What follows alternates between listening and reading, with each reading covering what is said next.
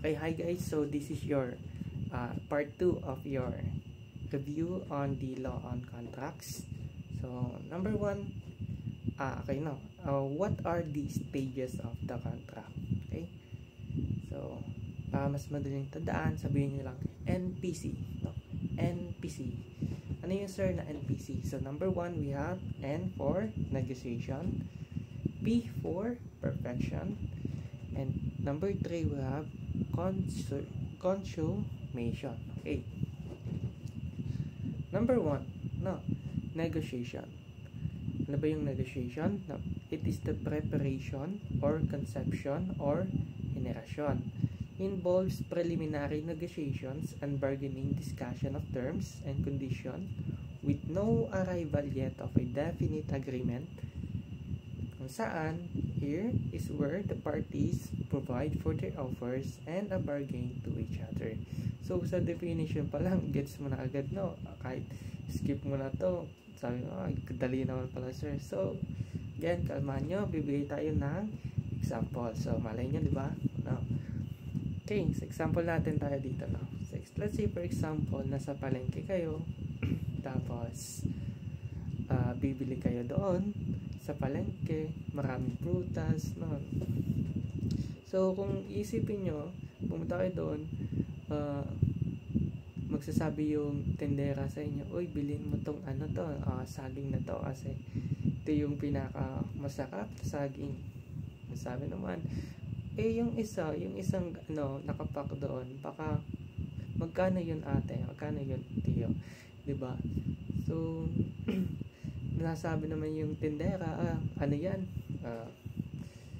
pangit yan, or ano, ito na lang bilhin mo. Tapos, okay, sa simple na illustration na yun, makikita nyo na there is actually a negotiation between two parties. Yung isa, ito yung kaya niyang i-offer, yung isa naman, ito naman yung kaya niyang i-offer na pera. So, there is actually a agreement, there is no arrival yet of a definite agreement.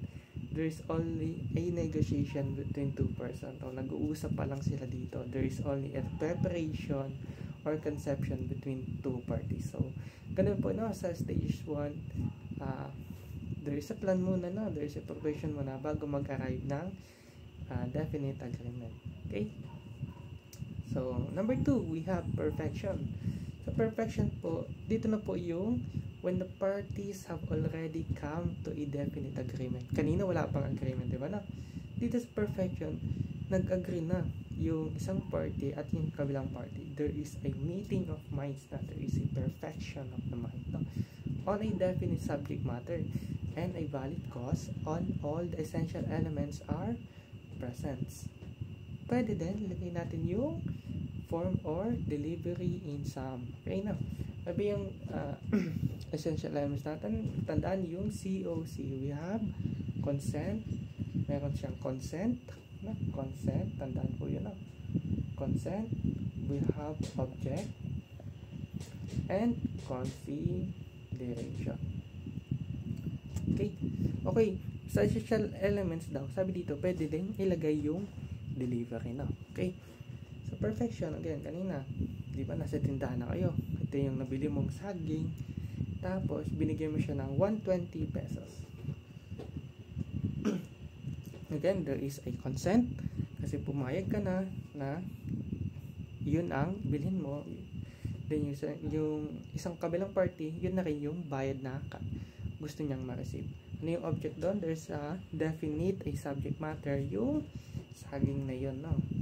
To give the banana, and the other one to give the money. Okay, and the consideration is the money itself, no? Should be money itself, and the delivery, nabigay sa iyo yung saging na yun. So there is a perfection. Number 3, we have consummation. Ano naman po sa consummation? There is a death or termination. No? So pag consummation, sabi niya lang death, no? So ito yung katapusan, termination. The terms of the contract have already been performed, or the contract has been fulfilled, resulting in its accomplishment. Ano?